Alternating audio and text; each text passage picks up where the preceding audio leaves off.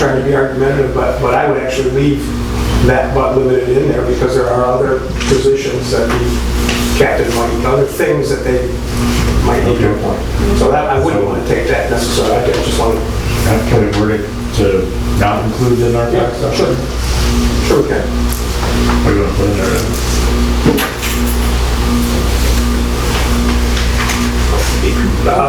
Appointment to dismiss leadership positions, such as but not limited to crew chief, training officer,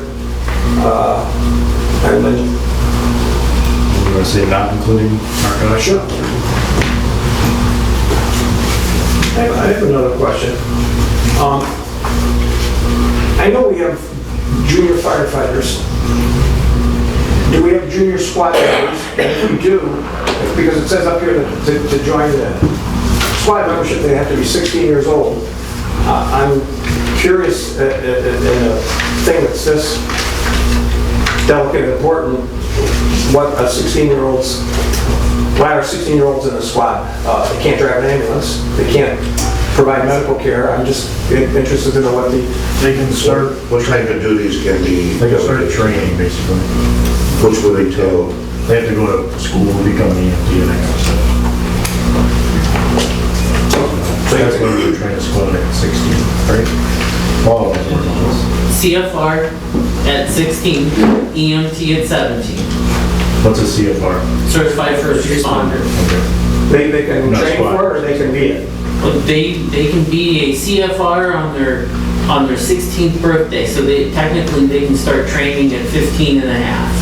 And they can be an EMT at 17? Yes. On their 17th birthday, they can be an EMT. Boy. No, once again, I understand that we have various things that are there are state laws and rules, et cetera, et cetera. Would that include driving an ambulance? 18 is driving. It's an interesting thing. Yeah, but I wouldn't want to, just personally, I wouldn't want to limit it, somebody not volunteering. I don't. They want to volunteer, whatever. I think it's good to get experience at that age as well. As long as it's legal by the state. What's our insurance coverage on allowing, like, under 21-year-olds to drive our ambulances? Good question for the insurance. I met with him today, but that question would come up. I could ask him the question. Like anybody under 25, or like what staff look like for us? Yeah, true, I mean, we might be able to get a break if we say, Yeah, only people over a certain age. That can drive. We also have some that are on the older side. Mayor, if I can, I think the specific questions of what they, whether or not they should be allowed to do certain things is the type of thing that would be addressed in the SOGs, not necessarily in the membership volunteer requirements. Like you might say, oh, we want 16 and 17-year-olds to be members. Great, they can do that. And then in the SOGs you say, anyone who's 16 can only do this, or must have, somebody else be present, or, they shall not drive a vehicle by themselves, or, only people over a certain age shall drive. maybe they can't want to call themselves. Right. There must be, And off the top of my head, I don't know if the stocks currently contain things like that. If they don't, then that's certainly something that the board could ask to be reviewed and updated.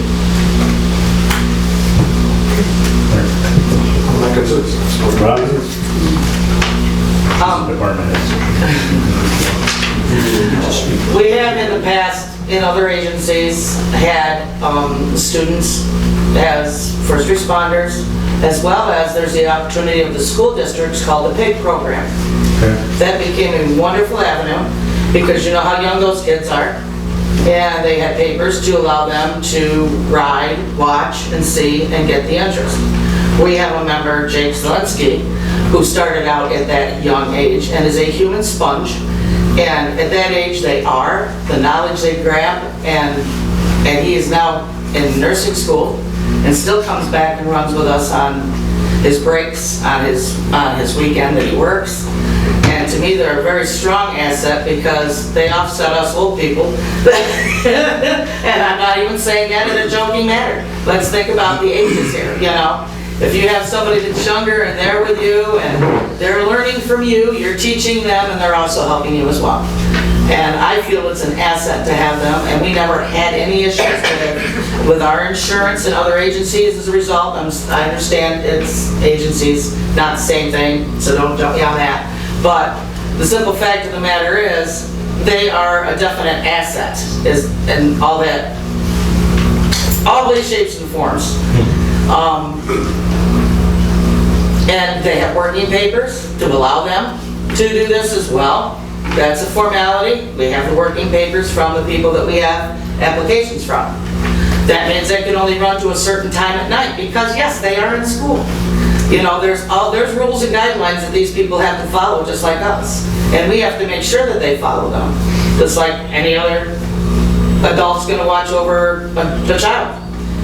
But to me, I feel they're a great asset because once they start sucking up that knowledge, they're just a wonderful thing to have on.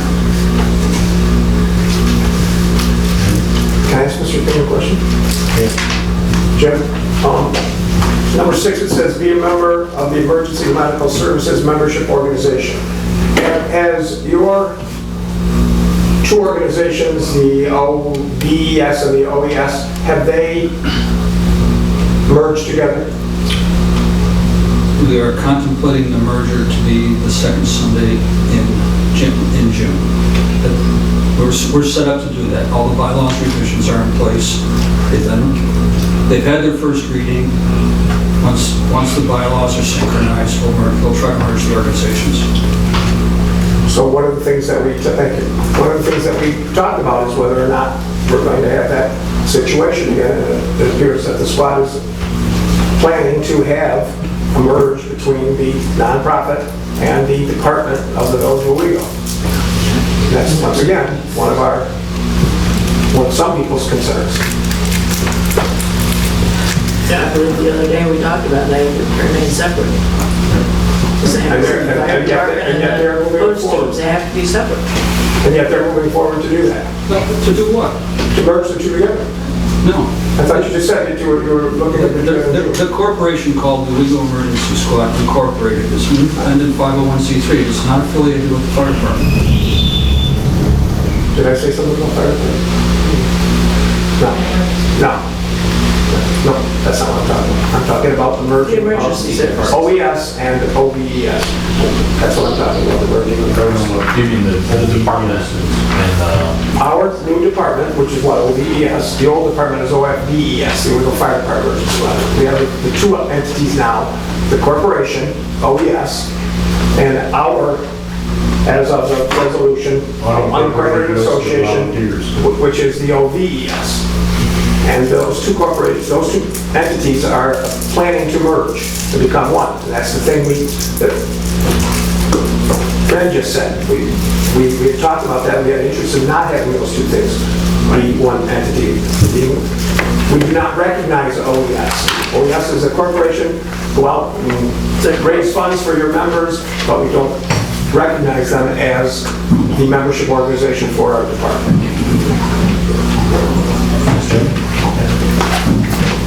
The Owego Volunteer Emergency Squad Incorporated Association is just that. It is not part of the village. It is a separate, distinct entity. The village has recognized it by resolution. And this would be presented to the village at some point in the future to recognize the merged entity. The membership is the same. The advantage of having the unincorporated association becoming an incorporated association is the 501c3 status, so that donations are tax deductible should that ever become a viable thing in most income tax preparation in the future. And secondly, the availability of grants, which the unincorporated association has no means of effectively applying for grants. I think it would be advantageous to the village to have the membership organization be an incorporated entity that is eligible for tax deductions and grants. But we're still having two separate groups there, right? Well, you still have the EMS department of the village, is the EMS department of the village. Whoever, and now we're just talking about the membership organization that supplies members. That's separate from the department. That's separate. And it's the way it is right now. It's just that you changed the name of the organization. So Rusty, I think you've identified at least one tie between the membership organization in the village, which would be the nomination and election of people who would then be the officers. That's one of the ties. And then the other tie, I think that jumps out at me, is the ability for the nonprofit group to terminate operationally individuals from participating as volunteers. That would be a second tie. Are you saying that you would, I think what you've said is you want to have a discussion about should there be these ties at all. I mean, you can address these one at a time. You could say, you know, the EMS membership organization should not play a role in disciplining individuals who are volunteers if that means operational discipline. You know, the village board should retain the ability to remove that individual if there's an issue. You know, certainly we take the recommendation probably from the captain as to if somebody's an issue, but then it would be the village board that hears the issue. And the EMS membership organization doesn't play a role in that. You could say we want to keep that authority, but we still want the members to elect people and then we approve them. Or you could, I guess as Rusty's saying, correct me if I'm wrong, remove both of those things and not have the members even elect anybody and appoint. And I don't necessarily want to do that. I want to say something about what Mr. King just said. I thought what he just said was that the unincorporated association, we will have no say or control over. I think that's what he just said. They're not part of the village. But that's interesting because the department is part of the village.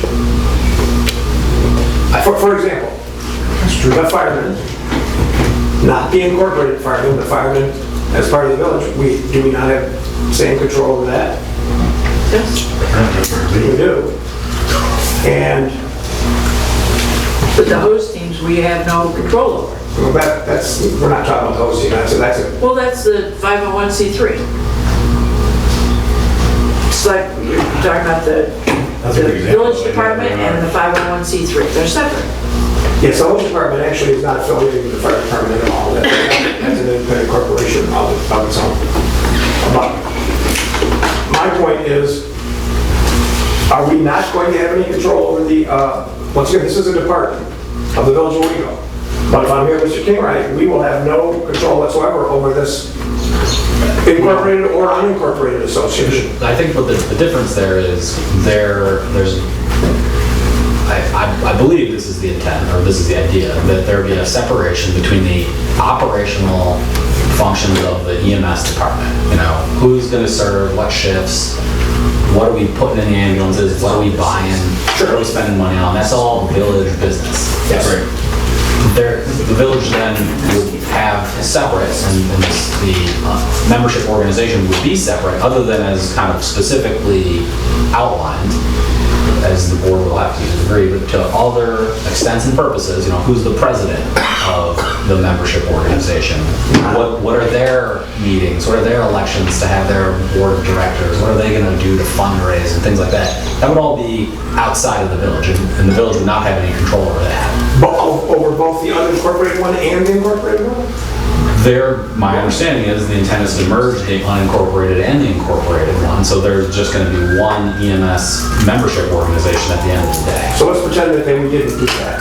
We didn't merge the two together, and so we had the one that was established this last year, And you got two different groups of people. We would have if we did not merge those two things together, we would have the thing that we passed our resolution for, which was an unincorporated association. That's what we decided on. We would have that. we decided to have that, but it didn't have anything to do with the corporation. So that's what we've already decided, we're gonna have this. And so the question then becomes, how independent would that group be? So we're forgetting completely about the corporation. How independent would the unincorporated group be? Do we get to decide? I know when they bring forth a member to us, we can recuse them, but do we get to dictate the terms of membership back to distance, things do we get to do that? Because it sounds to me like we do not. Well, there's two separate issues there. One is somebody could be a member of, somebody could be approved as a volunteer to provide EMS services to the village. The way what's been proposed is that person also has to be a member of the membership organization. But somebody could be a member of the membership organization and have nothing to do with the village. And I mean, that's theoretically possible. They just they participate in whatever non-operational stuff that the EMS group has going on. Maybe they're really into fundraising and that's all they do. Or they're running the weekly bingo or something like that. I mean, and just nothing to do with the village's EMS department operations. But that's somebody you're talking about in the corporation. I'm still trying to separate the two. So the corporation, anybody can join, anybody can do anything, that's up to them. Same for the, Same for the unincorporated association. I mean, the unincorporated association could say, we're a group of people who want to support the EMS department, which is what they said. Yeah. And it just so happens that every single one of them has also been authorized to be a volunteer and provide services. But they could open up their membership requirements of their unincorporated association in the same way that I've just talked about. They could go to somebody living anywhere. They govern themselves about their nonprofit membership. You've gone back to nonprofit again. Well, I tried to say that doesn't exist. It's partially the same thing. They're unincorporated association membership requirements.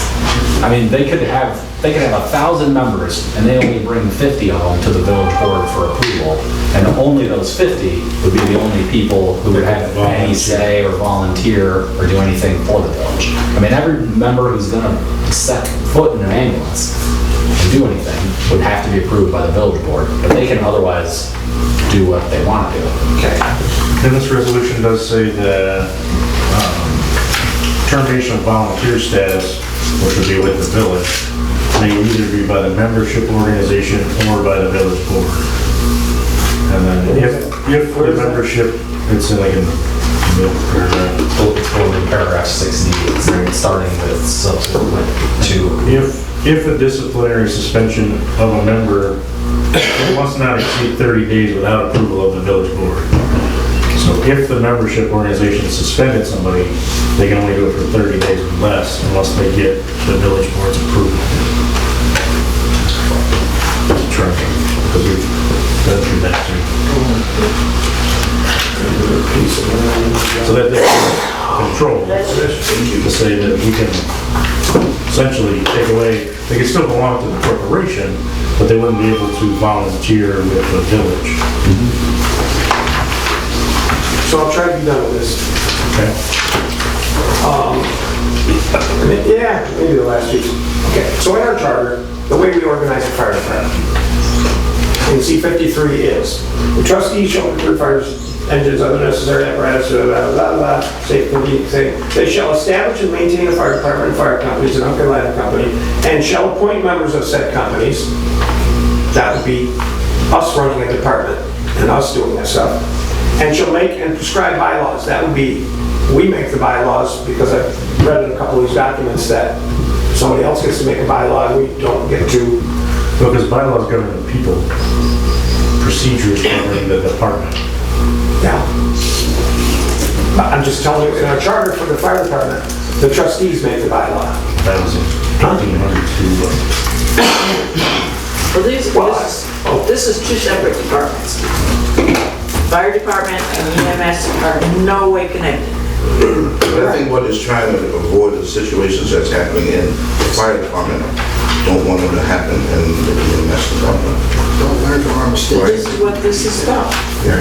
What shall happen? So once again, that part of the discussion is, would we want to amend our charter so that the EMS would be set up in that same manner? Is that something that we, once again, discussion, is that something we would be interested in doing?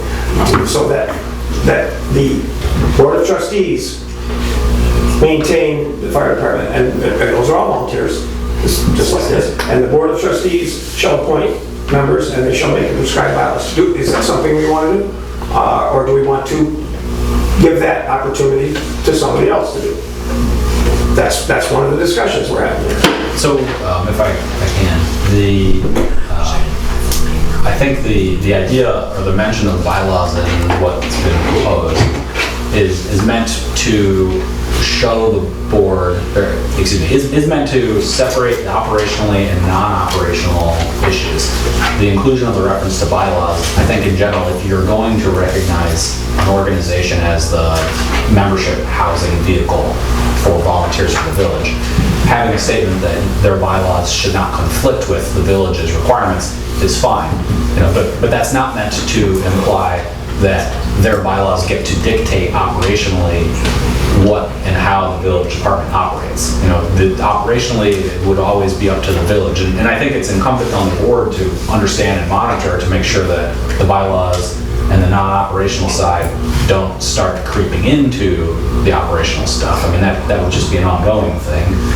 But that's why I think the reference in here is that the bylaws shall not conflict. So if the village board has some requirement for, I don't know what it might be, but whatever it might be, their bylaws can't say something the opposite of that. I mean, they have to comply with our requirements, but they can have additional requirements, and again, they can have membership broader potentially than what we would accept as volunteers.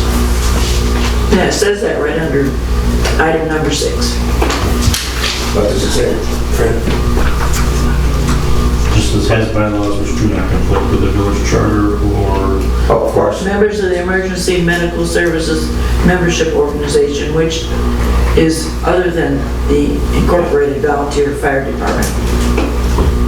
We got the wrong, this is No, I fire. understand what you're saying. It has bylaws which do not conflict. I get that. Right. The nuance is whether or not the village makes the bylaws or somebody else makes the bylaws. That's the nuance. I get it. Well, they have to approve them. The bylaws are corporations operating. Right, I mean, even an unincorporated association, has internal organizational bylaws to govern how they govern themselves. Who gets to be members, how do they, what are the duties of their president, their treasurer, their VP. All things that, as long as they're non-operational stuff, I would recommend the village not really play a role in. I mean, they want to govern, we want them to govern themselves and to keep the non-operational stuff separate. Is I think the understanding, but that's part of the discussion. I mean, if Rusty, you would like the village board to be actively reviewing, approving, and writing the bylaws of the membership organization, then that is, I think, more like what's going on with the fire department. More like section 253 in our charter for the fire department. Right. I'm just asking, what model do we run? Which model is the one? That's the ones. Again, those are the questions. I think we're trying to go for the most clear divided membership and village department operational, running the ambulances and whatnot. Once again, Thanks for listening. with the hose teams, they have members on the hose team who don't have any particular attachment to the fire department. They're there just for service purposes. Fix meals, run a car wash, whatever. That has nothing to do with volunteers in the fire department.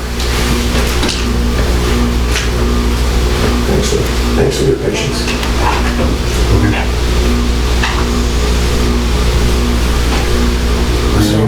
Somewhere we have a motion that's kind of butchered up here, but Does the tabling motion take precedence or not? there wasn't a second on that yet. Then we got from that to the second. Did you second the motion? Okay. I didn't have a second. That one's dead. So we still have one on the floor, which, Should we accept this as amended? except that as amended, And the amendments were We took out the 3 days, and we scratched off the narcotics officer, and then we added not including narcotics officer. okay. We scratched out the EMS department officer no less than 2 years, because For captain and co-captain. correct, the department hasn't existed for long. And then the trustee really had a bunch of other. Right, that's all I got written down here, so.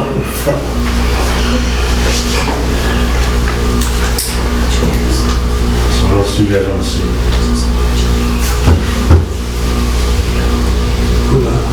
We talked a whole lot about number 6, I don't know if we're leaving that Any and other taking it out. suggestions from the captain? You've been hard at this board. Well, I don't agree with some of the changes.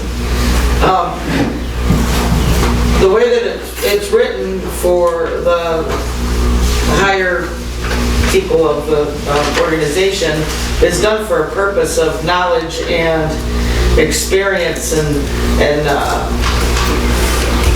there's people that can walk in there, yeah, they've been an ALS provider, but they haven't been an overseer of an agency before, and it's a whole different ball of wax from running a call to being responsible for the day-to-day service of an organization. And it should be at least 2 years of knowing how to do this to be in that position. If you pick anybody off the street that just because you like them better than the other guy, that doesn't mean that they have the ability to run the organization in a well-tuned manner.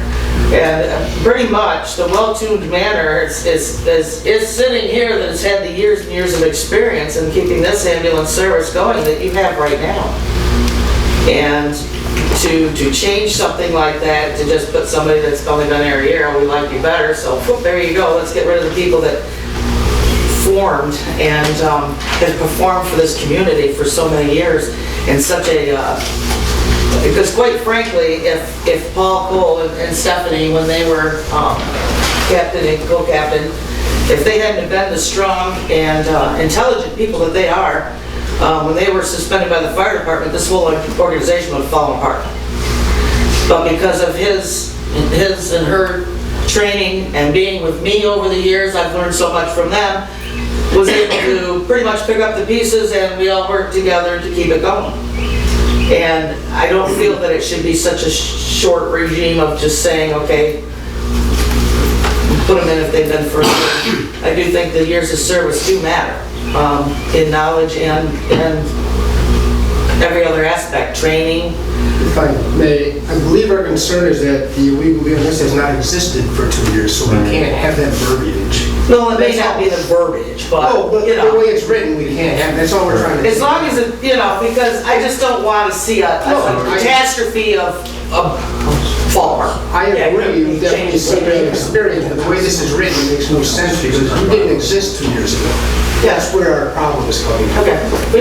It does leave in the crew chief in a state certified ambulance agency no less than 5 years. It's already included, it's just striking the part that has to be a legal EMS department officer already for 2 years. Yeah, Has because I mean, only existed 2 months. well, yeah, but there's nothing we could have changed about writing that because it hasn't been. I mean, we can. But it already has like a 5-year thing. I think the trustee's point is as written, no one would qualify. So That's true. That is a question I'd like to ask. So fix it in the bylaws, would that make you happy? So no, I mean, again, it's a requirement. It's So we a can requirement fix it in the where- bylaws so that it makes everybody happy in the pool? In 2 years, this would make sense as a Right. requirement. Yes. Rusty? May I ask a question? Yeah, so let's clear something up here. She is a fully department head of our village, the same as if Joe Kennedy was sitting here, or Dan Gavin, or Tracy, or Jeff. So to show her the respect. I do, that's why I asked if I may speak. So, right now, how many people in the squad would qualify under those conditions? How many people have years of officer of the EMS service? Or not how many, who are they, what, tell me. Or how many, or something along those lines. Oh, let's say probably about 10. Okay, that's good. That's a cool to draw from. It's actually 5 years that it's required years was crew chief or higher. I don't know what that. Yeah. 5 years as a crew chief and 2 years as a department. I mean, there's people that are there that, you know, pass the EMT that quite frankly may or may not ever get crew chief status. But their interest, their dedication, their fortitude to help is there. But it doesn't necessarily mean that they will achieve that particular thing no matter how many years they're there. So just take, I have tried not to be a wise guy and a smarty, so I'm going to throw one little smarty in, because I'm fine with that stuff. And the smarty is, we have to have the 2-year requirement because we wouldn't want some know-nothing joker to be in there who would only be in there if you guys picked him to be in there. Well, obviously. I'm just saying, the only way that a joker that couldn't know this stuff could be there would be if you guys picked him. You'd be your joker. That's just my little wiseness. That's just my little wiseness. Thank We you. all got them. Okay. All right. Thanks. I'm done. I'm done. Is that different than a crew chief? Well, I guess that's the question. Crew chief is somebody that we clear as a person that can run a call on their own and be confident, and us be confident that no harm will be done. That's what's considered as a crew chief. So is that different than an officer? Because we could change this to Yes, it's be, like a non-con, okay? so instead of OWEGO EMS department, that's the hang up in the verbiage, you could say an officer in an EMS agency for no less than 2 years. That would work. And actually, it doesn't say a WIGO EMS department. It actually says EMS department. So it doesn't specify that it's a WIGO. Okay. Well, in this, Just saying. Just saying. that was a version. So it's an older version. Older version, this is a newer version. Okay, thanks. I did figure it out. Yeah, that was the day. It does say we go in the new one. Thank you. Yeah, these smartphones are...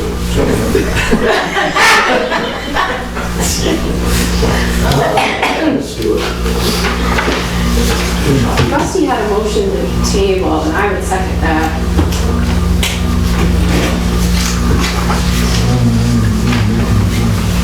Okay, so now we have to vote on the motion to table. Fran?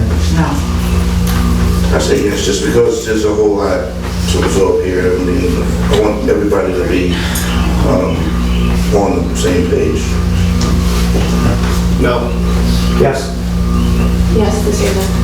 I said no. So it's dying 3-3. Rock, paper, scissors. So it doesn't pass. So now we have a motion to pass this as revised, which I just revised that to say, officer in the EMS agency for no less than 2 years, for both captain and co-captain. Which is different than crew chief.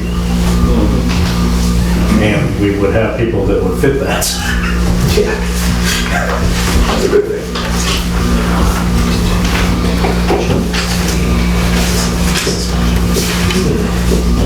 Does anybody want to make changes to the paragraph after 6D that talks about discipline and suspension? I would like to strike that the membership organization can suspend anybody. Like some other organizations under control are suspending anybody volunteers. Can we stop them from doing that? So this also plays into the idea of operational versus non-operational requirements. The membership organization, unincorporated or otherwise, can always suspend their own members from acting as members of their unincorporated association. Where that would tie in is if there's a requirement that to volunteer for the village, they also be a member of the nonprofit. That's how it's written. Right, and so you could propose changing that, I think, to say that the membership organization cannot suspend operationally any individuals, and then if an individual is suspended by the unincorporated association, or whatever we're calling them, and that revokes their membership, because just being on suspension doesn't mean that you're not a member. You're still a member, you're just suspended, actually. So, excuse me, let me back up then. Talking through that. It's helpful to talk about this stuff, which Rusty will point out. So, if the unincorporated association suspends someone, the individual is still a member, I think that they would still qualify to serve operationally to the village. It would be only in the instance that the unincorporated association terminates a person's membership that the question of whether that person could also then still be a member for the village would become an issue. And that would, if they terminated, I think, affect that. And that gets back to, I guess, Rusty's point of how much of the tie should be there or not. I mean, I think you could say, and this is also where their bylaws should conflict with the villages, if you say, the membership organization may not suspend anyone operationally. All operational suspensions shall be subject to the board's review and action. And then any action by the membership organization to revoke a membership of anyone shall also be subject to the village board's review. I mean, I think you could go that far to try to carve out that distinction. I mean, there's, again, talking through this right now, I think there's maybe some nuance there that could be fleshed out further, talked through, and discussed. So I wouldn't necessarily say take action on final language tonight on that piece of it. And I know Fran has said, well, we can always revisit it. You could remove that section. Well, you need to be careful too in your verbiage, because to say that, say myself as a captain, whatever, that I do need the right to suspend somebody's operation if it's something that's causing something that's going to come back and fall on you guys as well as everybody else. But maybe until I can get with the board. You are not the unincorporated association. You are a department head. You would have the same rights to suspend a volunteer status like Jeff would have to send somebody home. But quite frankly, it's kind of a null and void thing, because that's the way the process is. Well, it's The process you is doing that is different than the